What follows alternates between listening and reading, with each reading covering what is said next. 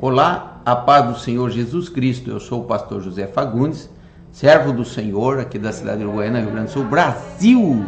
Eu estou aqui com uma companhia muito especial que tem um recado para você. Fala, Noah. Se inscreve no canal e ative o sininho. Amém, isso mesmo, o sininho das notificações. Deus abençoe você e a sua família. Amém? Aí está, para a glória do Senhor, aí está. Apresentamos aí meu neto Noah, né? Fazendo o convite aí para você se inscrever no canal. Nós estamos há 10 anos com esse canal aqui no YouTube. Estamos com 2.367 inscritos. Eu convido você também, né, a se inscrever no canal. Faça como o Noah aí, vai lá. Se inscreva, aperte o sininho das notificações, tá? E agora eu vou pedir para você curtir, comentar e compartilhar, tá bem? Esse é um canal sério, onde nós estamos aqui trabalhando para Jesus, né? O autor e consumador da nossa fé, tá bem? Então curte, comenta, compartilha. Faça a sua parte aí, enganje, né? Faça esse engajamento aí. E eu tenho certeza que mais alguém vai alcançar aí a poderosa palavra do Senhor. Nós estamos aqui só acrescentando ao reino, fazendo a nossa parte, trazendo sempre palavras bíblicas, né? Para o seu elevo espiritual. O tema de hoje está aí, ó, fome e sede. Você já passou por isso? Você já passou por fome? Já passou por sede? Já sentiu vontade de comer e não ter nada para comer? Você já sentiu sede, né? Num dia quente de verão, né? E você trabalhou e agora você quer tomar uma água e não tem água. Você já sentiu essa sede? Bem, o Senhor lá no livro de Amós, ele usa essa figura de linguagem, né? O nome Amós significa carregador, sobrecarregado, ou aquele que carrega uma grande carga, um grande fardo, né? Amós profetizou aí para o reino do norte. Morava lá na região de Tecoa, né? Natural de Tecoa, pastor de pequenos rebanhos. Estava a 10 quilômetros ao sul de Belém e a 18 quilômetros de Jerusalém. O Amós profetizou para o reino do norte, né? Quando o rei aí era Jeroboão. Vamos lá, vamos à palavra do Senhor. A palavra do Senhor diz assim: Eis que estão chegando os dias, previne o Senhor, Adonai, em que mandarei a fome sobre toda esta terra, não simplesmente fome por comida, nem sede de água, mas fome e sede de ouvir e se alimentar da palavra do Senhor. O Senhor, ele usa essa metáfora do alimento e da água, porque o ser humano, se não comer, não beber água, ele morre. Uma pessoa bem treinada, uma pessoa acostumada, eu diria assim que ela consegue fazer um jejum aí de 40 dias, né? Mas tem que ser bem treinada, tem que estar bem preparada. Fica sem comer, sem a parte pastosa, sem a parte sólida, né, do alimento.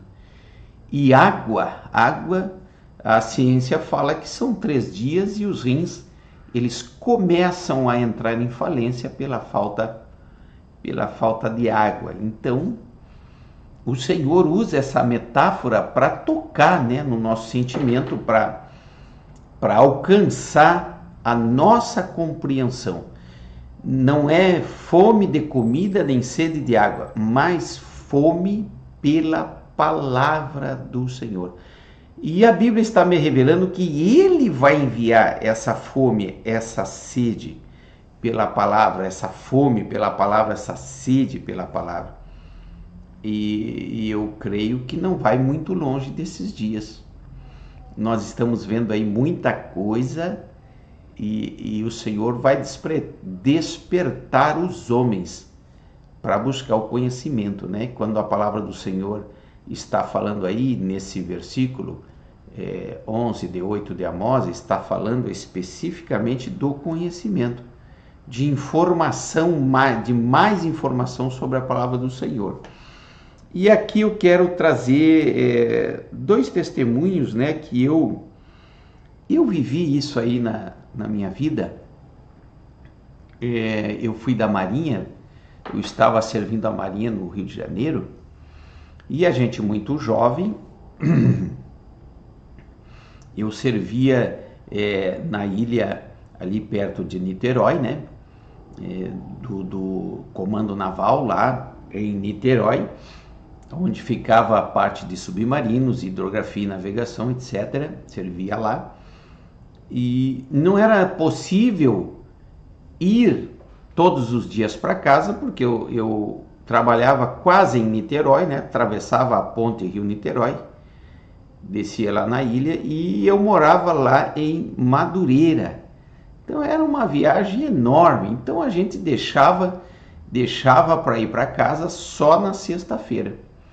Gente muito jovem, e fomos para casa, eu e outro colega, morávamos junto, a gente fazia isso, muitos alugavam todos juntos um só apartamento, uma só casa, e ali a gente vivia, e ali a gente ia descobrindo as coisas e crescendo, né? E fomos para casa, para a terra, como se falava, e uma sexta-feira não tinha o que comer, a gente ficou sem ter o que comer. Aí chegou no sábado, nós encontramos um pedaço de pão duro em meio às baratas, mas nós não comemos, estava no meio das baratas, né? E a gente achou aquilo ali e achamos nojento, não comemos, mas nós não jogamos fora aquele pão, né? Aí chegou no domingo. No domingo já era o terceiro dia sem comer. Dois homens foram lá, espantaram as baratas, partiram o pão no meio e comeram aquele pão. E pensa num pão saboroso. Aí diz o ditado, né? O melhor tempero é a fome. Eu passei por fome. Isso aí parece que não é nada. Tem pessoas que sofrem muito, né? E o Senhor Deus os abençoe. A outra situação foi que eu estava já há muitos dias sem comer comida natural e eu encontrei um pé de manga. Eu nunca comi tanta manga por tantos dias como naquela época, mas ela tornou-se saborosa porque a fome faz você comer o que tem. Então o Senhor usa essa palavra de linguagem, essa figura de linguagem, para dizer que o homem vai sim chegar uma hora, a alma vai ter sede de ouvir a palavra do Senhor. E o Senhor está prevenindo, né? Amós estava profetizando ao reino do norte, que se afastou de Deus pela idolatria, pela adoração, né?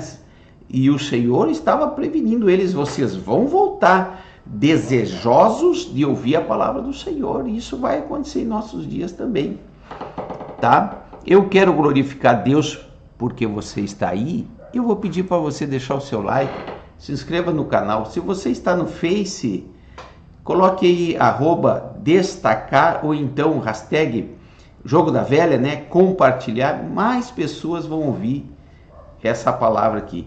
Em João 6,35 diz assim a palavra: diante disso, Jesus ministrou-lhes: eu sou o pão da vida, aquele que vem a mim jamais terá fome, e aquele que crê em mim jamais terá sede. É claro que o Senhor está falando aqui de algo bastante espiritual, né? Não está falando da comida diária ou da água para matar a sede. O Senhor está falando das coisas espirituais, e só Jesus mata a fome do homem, sacia a sede do homem. Ele é o verdadeiro pão da vida. As pessoas muitas vezes estão desnutridas espiritualmente, angustiadas, perdem o sono, algumas com depressão, ansiedade, porque estão aí desnutridas espiritualmente. E a palavra do Senhor afirma que Jesus, ele é o pão da vida. E quem está nele, aquele que vem para ele, jamais terá fome, né? Jamais terá necessidade espiritual, porque o Senhor, ele livra do fardo, ele alivia o fardo, e ele ainda também ajuda na caminhada, onde todas as coisas acontecem, porque só a palavra de Deus é que vai saciar não só a fome do homem, como também a sede. E no Salmo de número 34:10, diz a palavra do Senhor: os leões podem sofrer fome, mas para os que buscam o Senhor, nada lhes faltará. Lembra do Salmo 23:1? O Senhor é meu pastor e nada me faltará? Bem, nós precisamos fazer do Senhor o nosso pastor. Nós precisamos conhecer o Senhor, né? Quem busca, quem se alimenta com a palavra, não tem falta de nada. E nós sabemos que a tipologia da palavra é Jesus, né? O verbo vivo que desceu do céu. Jesus é a verdadeira palavra. Ele é o único que mata a fome e também sacia a sede. Veja o que diz em Deuteronômio 8, versículo 3.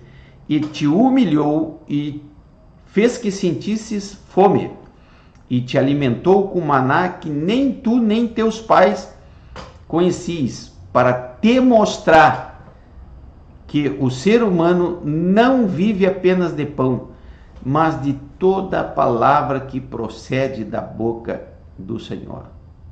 Você está entendendo o mistério aqui? Outra vez o Senhor faz essa analogia, essa comparação. O homem não vive só do almoço, da janta, da sua comida natural. O homem não é só carne, ele é carne, alma e espírito. O homem precisa do alimento espiritual. É a palavra do Senhor. A Bíblia diz que a palavra do Senhor jamais volta vazia. A palavra do Senhor faz para o Senhor aquilo que o Senhor quer. Operando Deus, quem pode impedir? A palavra do Senhor sustenta. Quem tem a palavra, como diz em Salmo 34:10, não tem falta de nada. E em Deuteronômio 8, versículo 3, a palavra do Senhor diz que o Senhor promoveu para Israel naquele deserto todas as coisas. Num primeiro instante, o Senhor manifestou com aquelas maravilhas, né, através do ministério de Moisés, e depois usou aqueles milagres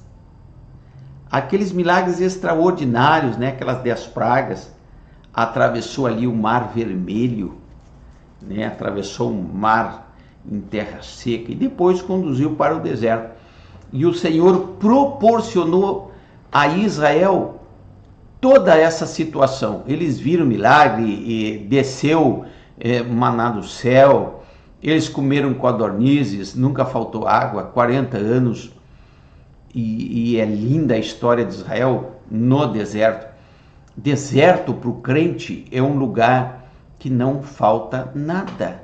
O Senhor sempre alcança a providência.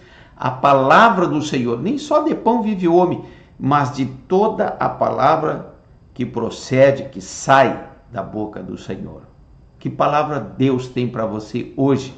Será que é essa palavra que nós estamos discorrendo aqui? Bem, o versículo 35 de 8 de Romanos diz: quem nos separará do amor de Cristo? Será a tribulação, a ansiedade, a perseguição, a fome, a nudez, o perigo ou a espada? Quem tem a palavra não tem fome.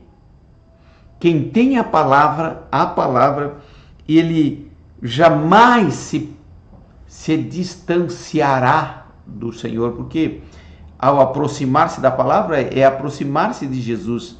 Quando você ora a Deus, quando você apresenta a sua oração a Deus, quando você eleva a sua voz em oração, você está falando com Deus. Quando você lê a Bíblia, quando você se dedica à leitura da palavra do Senhor, é Deus falando com você.